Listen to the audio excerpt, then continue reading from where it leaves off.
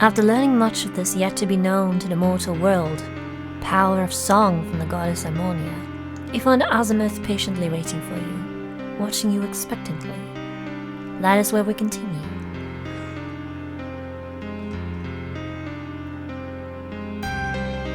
So she's...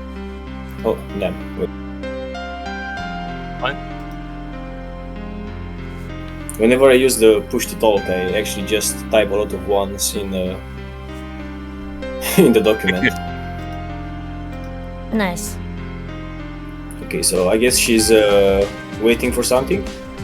He seems to be waiting for you to be finished, which apparently you are. Oh, You well, learned quite a bit about essentially this entire field of expertise regarding bardic magic that nobody's ever even seen or known before, because no one's been able to understand it until you. Wielding the Nice. power of the Song of Creation itself. Yeah, Harmonia suspects that you are the first, but there will be more after you. Especially once people start to see you do it. Through you, these secrets will be unlocked in the world. More or less. You are a trailblazer. I guess someone has to open the college. Yep. Congrats. But that's to say, she's kind of watching you, and as your song eventually comes to a rest, and Moya smiles at you a little bit.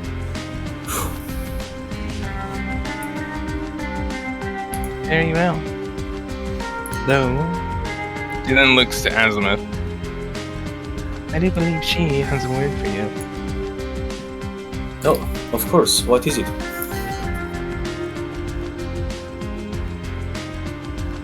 Azimuth kind of gives you a curious look. Precisely what do you know of divine champions? Does my character know anything? Roll religion. Okay, let's see. Religion. I guess my stats were already changed. Should I use the new? Much has really changed in regards to some of the checks. Regards just -4 from it. Okay, so that's 7. Okay. Just 1 second.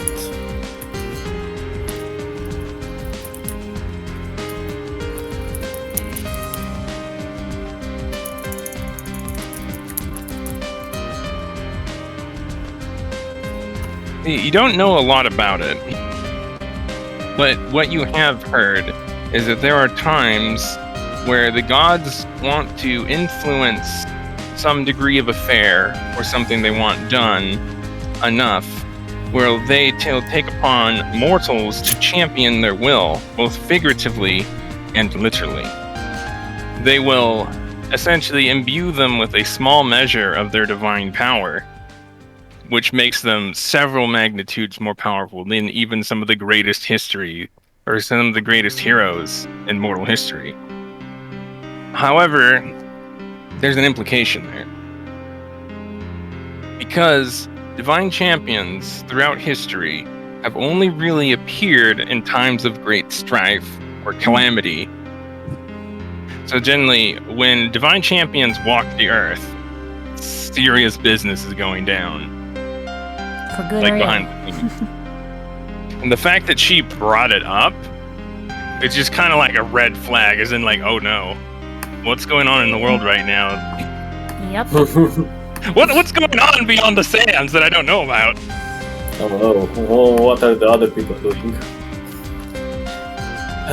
Okay, so I guess my answer would be, I suppose they are what the gods would probably call their right hand when it comes to mortal affairs.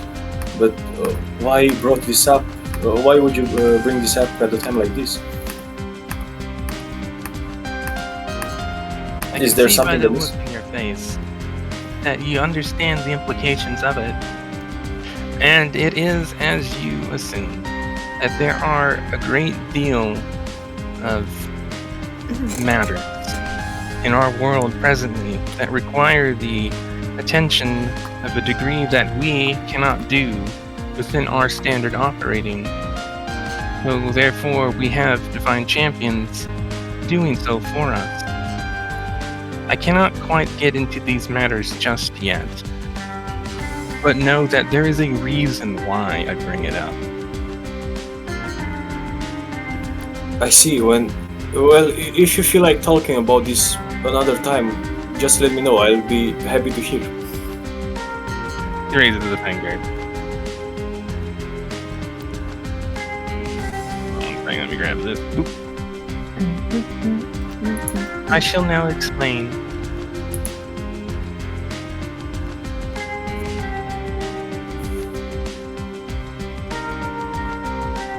Wrong channel. Right. Good job.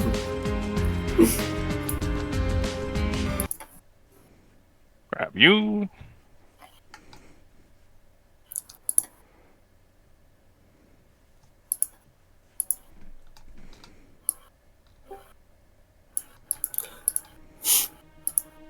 Oh, serious music. Yep. Right there. Her stoic expression shifts to a very serious one. First, I must make one point quite clear.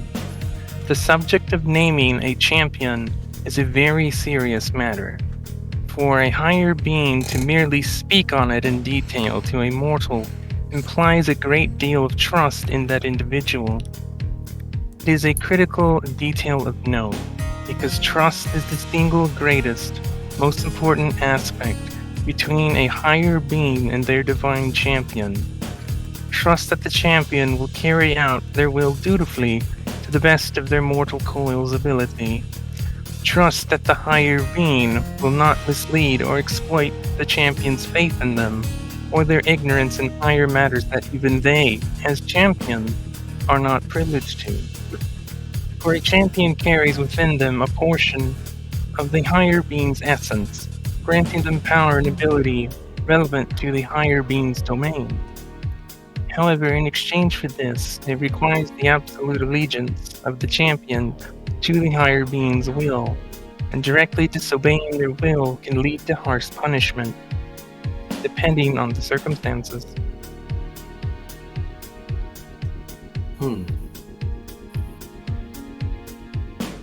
She then holds up a finger. However,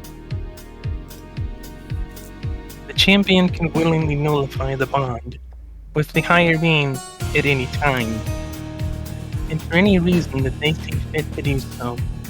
Retaliation against a mortal for terminating their service to a higher being is strictly forbidden, and carries with it a harsh punishment from the mediators, regardless of pantheon affiliation, their seat, or otherwise. The same punishment applies if a higher being willingly terminates the bond in a manner that is detrimental to the mortal. Thus, taking a champion is in fact far greater risk to the higher being than it is to the mortal. One might think it to be the other way around, however that is not the case. Because this action of naming a champion is the most influential action a higher being can enact their will upon the mortal plane, so they do so at their own risk. Which is precisely why trust is so very important between the higher being and the champion. Azimuth lets out a small sigh. Admittedly, trust in mortals is something I have been greatly lacking as of recent days by the mortal calendar. My sister and another whom I cannot name made me realize my distrust in mortals had become my greatest hurdle in my own affairs. So I decided to try something different. Take a page out of my sister's book, and take a risk in champion a mortal with a high degree of potential, rather than a mortal that I am more familiar with. How amusing that such a mortal would appear not but a handful of hours after my realization of my folly. She closes her eyes with a small shrug. Just goes to show that while I indeed do govern the mortal fates of our world, I in no way actually control fate. For unexpected events such as this with your awakening happen from time to time. Events that not even I, with all of my power and authority, could see coming. Though that is neither here nor there. Her expression then eases back to her neutral, stoic one. So with that said, I offer you not only an opportunity to help see your wish granted, but the power to make a difference in the efforts to achieve it. The number of mortals who have championed my will can be counted on a single mortal human hand. Should you be interested, you too could join that hand. As she quickly raises a finger. So know that your doing so will have you come to learn many of my greatest secrets, as I cannot hide them from you as my divine champion.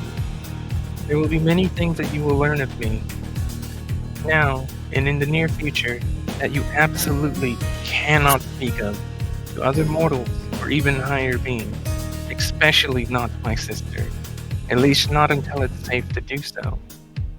She then offers you a small smile. Though you have no qualms of keeping more than a few secrets, I offer you my aid in this endeavor. So what say you, Sand Elf of Pinnacle Mortal Creativity? You're kind of blown away by that because you're like, whoa, Pinnacle Mortal Creativity. I mean, you knew that you were a very creative, inspiring person, but to be the pinnacle of mortal achievement, that's a pretty high shelf.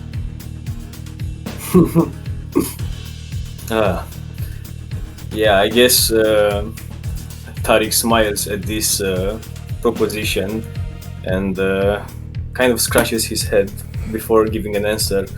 He takes a deep breath and says, I guess that I should probably, before continue, thank my father who was able to teach me the ways of being a proper bard. I guess he's the reason, or part of the reason of why I'm here today. But to answer your question, and he kneels in front of her, if you are willing to take such a risk for the better of humanity, and you are willing to give me a chance to help my people, I would be a fool to not be intrigued by your proposition. So yes, if you are willing to take someone like me, who I honestly don't think I have that many achievements, I would be willing to give my all in this endeavor of yours. Again, says another smile. It matters not what your achievements are, but what you can achieve. For many divine champions start from the humblest of beginnings and the lowest of lows, and then rise to the occasion, while others are already living legends amongst their names. While you have but humble origins, you hold the potential to become something far, far greater. And that potential is precisely what we now need. The goddess then grins. And how curious. We now have both extremes in our inner circle of mortal aid. The epitonos of pinnacle mortal brilliance, and now you, the Sand Elf of pinnacle mortal creativity. But I digress. Azuma turns her attention to Harmonia and gives a small nod in return, before giving a polite bow to you. We shall speak again, but in a brief moment by mortal time at the very least. Harmonia brings a finger to her cheek with a playful smile. You will soon meet a good friend of mine. Though know that he's a good sport and enjoys the odd prank or two. So, might I suggest maybe introducing yourself at his expense? He'll know that I put you up to it, so you need not worry about anything like that. Well, whatever friends you may have, I would consider them friends of mine if they would allow that. So sure, I will be sure to say hi from you. He'd like that. And with that, Ammonia's form glows white before fading away, leaving you with Azimuth. Musik? Yeah. Bloop. Azimuth then turns her attention back to you. Her form glows with divine power before the same glow encompasses you, and you feel strange. A both burning and cooling sensation moving through your very being, together and at the same time. After several seconds, you notice something very strange. You feel not one, but two presences now within you. You focus briefly and you notice two different states of emotion. One feeling a great deal of excitement, the other a great deal of confusion, which is very quickly followed by an even greater excitement than the first. Azimuth then speaks. What do you know of the little elven girl Lucy? This may be a bit redundant, given the nature of your work, but just humor me. She then gives a genuine smile. Who did she ask about? Lucy. What do you know about Lucy? Do you remember? Oh, Lucy. Yes. What you know of Lucy is you know actually a lot. Like, a lot. Lucy is known well amongst bardic lore that she is actually the avatar of Azimuth. And that is the form that she takes when she roams around the material plane, because as the goddess of navigation and exploration, she makes it a note upon herself to more or less always be on the material plane in one way or another, and in some place or another. And so, you know that Lucy has made a great effort for scholars and historians to make no mention of her in, like, the annals of history. It is only through bardic lore that the knowledge of her even exists. And you know that it's a bit of an inside joke amongst bards whenever the mention of Lucy comes up. And some of the more scholarly folk are like, who is this Lucy? Like, who's this elven girl? Meanwhile, bards will be off in the corner snickering like, oh, look at these clowns, I don't know who this is. I see. So, are we bards considering here to be like an aspect of Azimuth, or how does that work? Essentially, in regards to Lucy, Lucy has a great favorability to bards. She'll often accompany bards on their adventures, like going out through, even like dangerous situations. And you also know one of the things that she's most notable for is Lucy is hazard prone. As in, like, she dives a lot. But she always comes back after a few days, because gods can technically not die when they're killed on the material plane. And Lucy, from having known so much about her, has died so many times that she can get her essence back significantly faster than any other higher being can. So there's often when she's accompanying a party, she'll, go with them, get killed by something, come back like 2 or 3 days later, like, hey guys, I'm back, stick around for a few days, get killed again. And then a few more days later, hey, I'm back again. Yeah, I think I remember that. But do we know that she has a connection to Azimuth? Yes, because, like I said, it is well known amongst bards that they know that Lucy is actually Azimuth. As in, like, it's an alternate persona that she takes up when she's manifest. So Lucy is Azimuth. And therefore she asked, what do you know of the little elven girl Lucy? Which you can only assume of, what do you know of me when I am manifest? Essentially, that's her run out and go play avatar. Well, as far as you are aware. Yeah, I would probably answer her. As much as any bard would know about Lucy, she's a very joyous soul, to say the least, but a bit of a reckless individual. At that, she kind of smiles wryly and just averts her gaze. Like, But why would you ask me such a thing? because what you know of Lucy is not precisely correct. Because Lucy is not an avatar. She's not an alternate persona. You sense it within your mind, don't you? Two emotional states. One's probably very excited right now. Admittedly, I am myself. And he says that there's like you imagine like this little kid jumping up and down at your feet, like trying to get your attention. It's just like that degree of excitement you're feeling from this other Link. Yeah, I probably answer. Well, I do feel like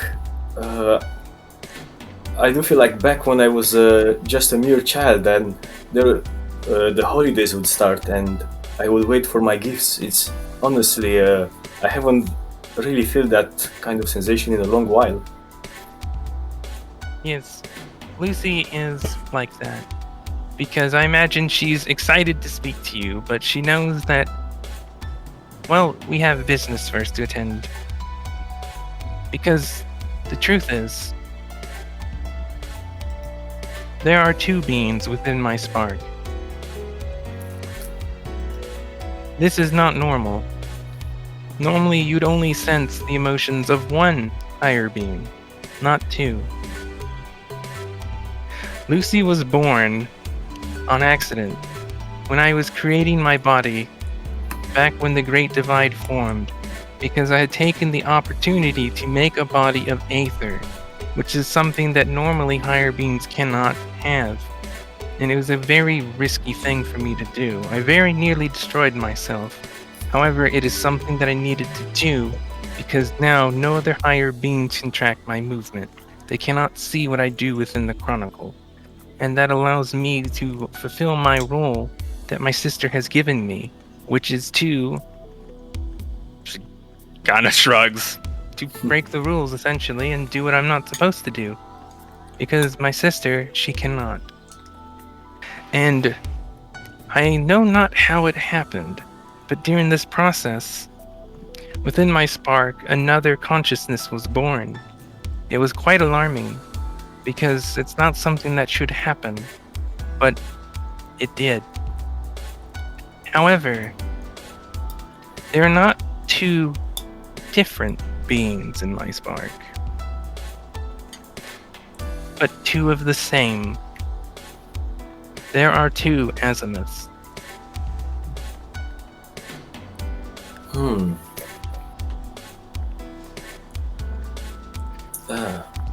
When she was born, we were perfectly identical in every way. Our memories, our thoughts, everything was in perfect sync. Though, I had been so used to having no body, because prior to this moment, I was just a divine spark. I've actually been overseeing the mortal world with my sister since the beginning, over 80,000 years ago. And you're like, wait a minute, because as far as you know, Azimuth was only born 1,300 years ago. Like, she's the youngest god, period. Hence her But title. now she's telling you, actually, she's one of the oldest, if not the oldest, next to her sister. Which is strange. Now, what had considering- happened... Yeah. Sorry, go on. I was gonna mention her address is the newborn star, so that raises some questions. Yeah, but apparently what had happened is she just didn't have a body until 1,300 years ago, which is strange. You don't know what reason that is, but the fact that she had created her body and another being within her was born. So there are two azimuths. And then she went on to say, Seeing as I was used to being within a divine spark now for countless mortal millennia, this new consciousness within me, I allowed her to take control, because we cannot both be manifest at the same time. For while there are two consciousnesses, two minds within my spark, there is but one bodily essence. Presently, I am in control, and she can see what I can see. I can hear what she can hear, when she is in control. So she can see you, but she cannot hear you. Nor can she hear I. It's probably why she's so excited, because she doesn't know anything that's going on right now. And she, as she says this, she has a genuine smile.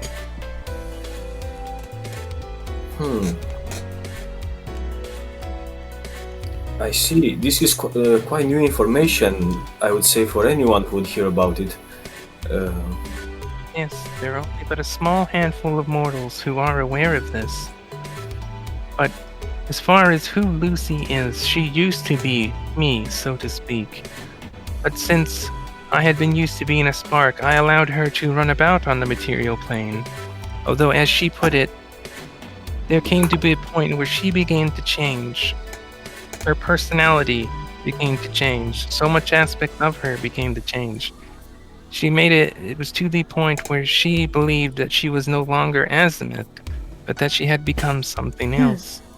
And that is when she changed her appearance and went by the name Lucy, because she felt uncomfortable. Although it saddens me for her to feel that way, because she means a lot to me. But regardless, she is her own person now, that is for certain. But it is something I needed to let you know, because as we are two different beings, we are also have two different sets of duties. And this is something that you cannot repeat to anybody. For I am not the goddess of stars, navigation, and exploration. Then gives you a serious look. I am the goddess of magic and stars. Lucy is the goddess of navigation and exploration. We just hold within the same spark. So those of the higher beings in mortal worlds are not aware of this, that these two different beings hold these domains, so I just go by having all three. Although, you see, when she mentioned the god of magic, because that's been something that both scholars and bards have been thinking about forever. Is there a god of magic? And if so, who is it? Well, you just learned that answer. It's Azimuth. And then you're like, wait a minute. I'm the divine champion of the god of magic? Now that has some implications. Yeah, this is quite new information, to say the least. I never knew that the god of magic,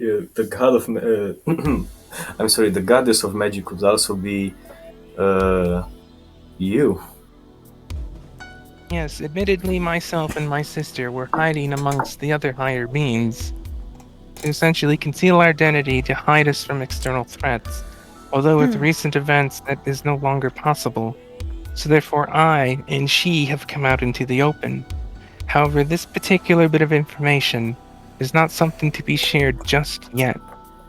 For there are many things that need to happen before it is revealed that I am the goddess of magic, because that will greatly skew the power dynamic between me and my sister.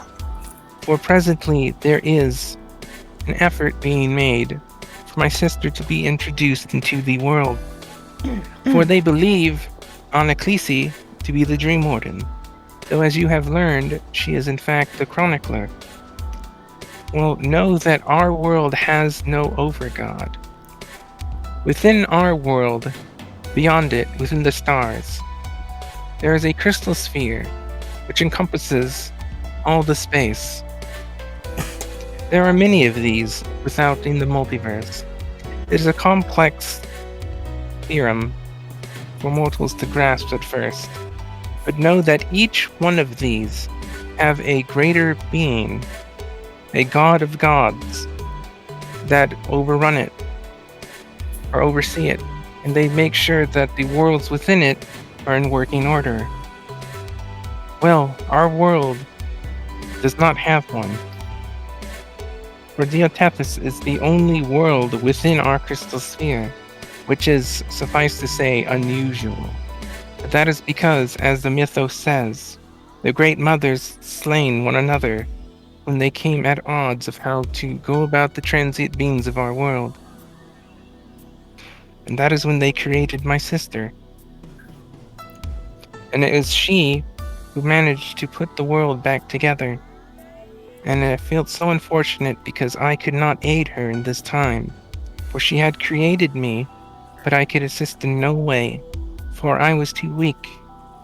It took a great deal of mortal millennia for me to be able to finally assist her, but during such time she had to accomplish so much herself.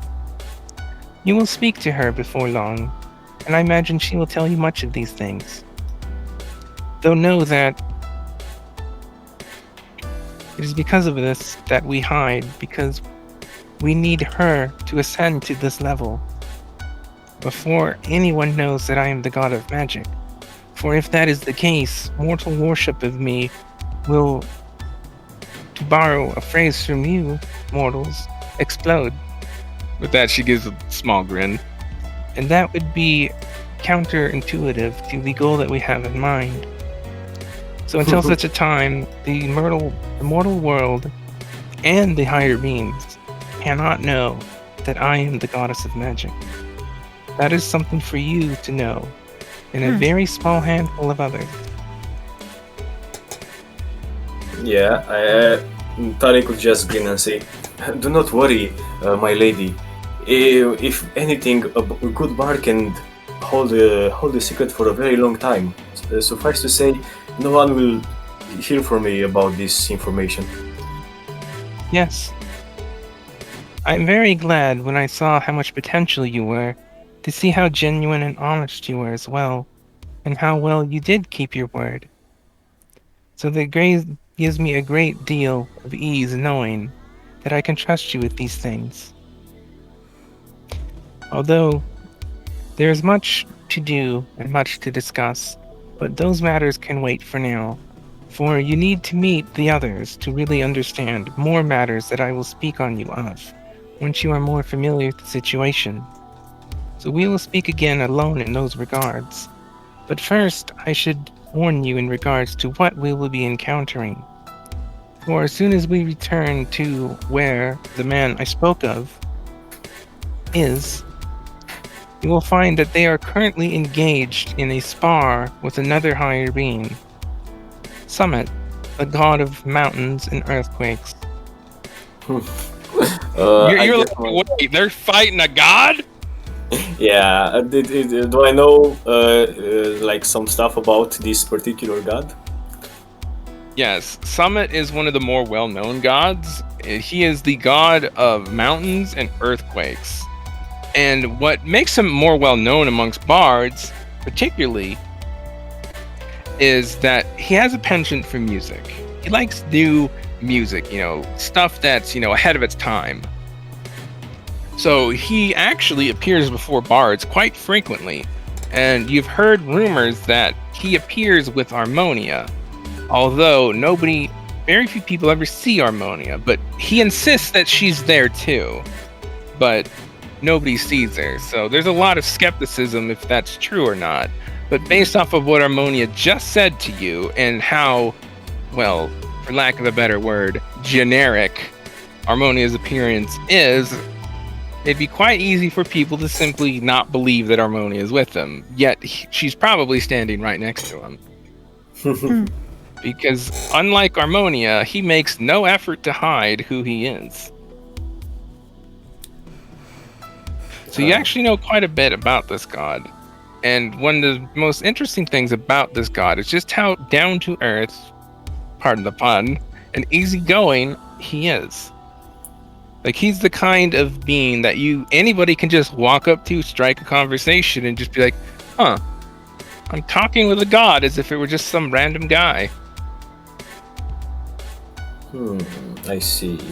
So I would ask her, so I suppose the others that are fighting with him are also part of this trial? Maybe they're also having a test of their own? Well, it's not so much a child. Asmund kind of grins. He wanted to see how tough they were after the great accomplishments they have achieved, but I will save that detail for later. So you will find that they are currently fighting him, and you will be joining that fight. So know that, well, you're in for quite a battle, and do not worry in regards to what you do to him, because he'll be fine. It's just a friendly spar. Although, judging by what I last heard from Harmonia, they could probably use your help. She kind of gives an indifferent shrug with a small smile. It's only the god of mountains and earthquakes. How bad could it be? She kind of gives almost like a mischievous grin at that. Incidentally, his formal address is the Craggalord. You're actually kind of excited to meet Summit because he's one of the gods that most bards would like to meet. Yeah, I will feel a bit of like a lot of excitement, but also a lot of. So you want me to meet him, but this isn't exactly how you imagined this would go down. Yeah, I would be also a bit worried because, damn, I wouldn't like to fight a god as my first trial, but if that's what it takes, I guess I'll just have to wing it. With that, she actually gives a small laugh. You have a pretty good mind about this. But come. And prepare yourself for the moment that we return, the battle shall continue. As you're just So, thinking as to Harmonia suggested, Yeah. perhaps surprise him with a little something that he's not expecting, that nobody's expecting. Something that only you can do. And with that, you watch the space around you shift and begin to fade. And you see around you, when you come in, a beautiful church. And that is where we will end. Whew. Alright. This is gonna be interesting.